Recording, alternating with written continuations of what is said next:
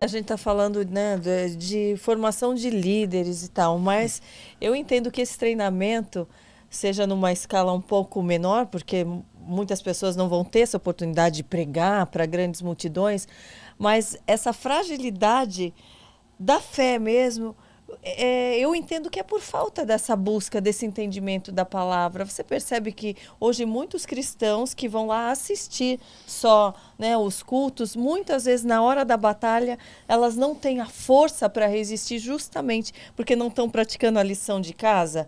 Ela não precisa entender toda a Bíblia do começo ao fim, mas elas não estão buscando nem, às vezes, o básico do entendimento, a comunhão com o Espírito Santo nos seus lares.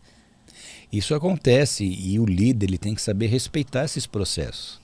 Porque Jesus mesmo falou sobre isso. Ele falou sobre a semente que o passarinho vem e engole, ele falou sobre a semente que cai entre espinhos, a semente que cai em meio às pedras. Então, de todos, 25% vão ser saudáveis. Se a gente for tomar como base a proporção estabelecida por Jesus nessa parábola. O líder tem que saber lidar, porque na igreja você vai ter membros. Você vai ter membros que se envolvem em algum nível no ministério. Você vai ver os dedicados que vão abraçar o ministério e vão fazer acontecer. E você vai ter os mártires, que dão a vida pelo reino e pela igreja. Nem todos vão ser os mártires. Então eu tenho que saber posicionar cada um deles com aquilo que de tempo eles conseguem dedicar, tanto para buscar a Deus, quanto para se envolver na obra.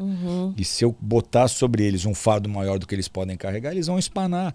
O que Paulo ensina? Então tem os débeis na fé, tem os meninos na fé, para eles é leitinho. E o líder tem que saber lidar com todos esses níveis de espiritualidade. Nem todos têm o mesmo. Então a gente tem que saber disso. O cara não gosta de ler Bíblia, mas ele é cristão, ele quer aprender, ele está indo na igreja, ele consegue ler um versículo por dia. Esse é seu máximo? Então leia.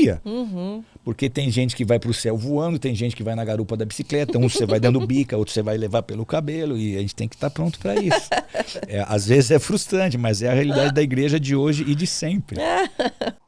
A gente, assim, andando, né, no mundo em que a gente anda hoje e tendo essa percepção, né, com olhos espirituais da fragilidade do ser humano mesmo com relação à fé, como que você percebe e tenta passar essa mensagem que você, né, para elevar essas pessoas, percebendo que cada uma tem uma visão, mas com uma única mensagem, alcançar todas essas vidas, cada uma no seu nível? Esse é um grande desafio, porque todo domingo um pastor subiu no púlpito, ele tem que saber que ele vai falar para maduros, ele vai falar para medianos, ele vai falar para bebês na fé e ele vai falar para convidados. A Bola de Neve é uma igreja que tem uma unção de evangelismo violenta, então às vezes 200 pessoas aceitam Jesus num culto.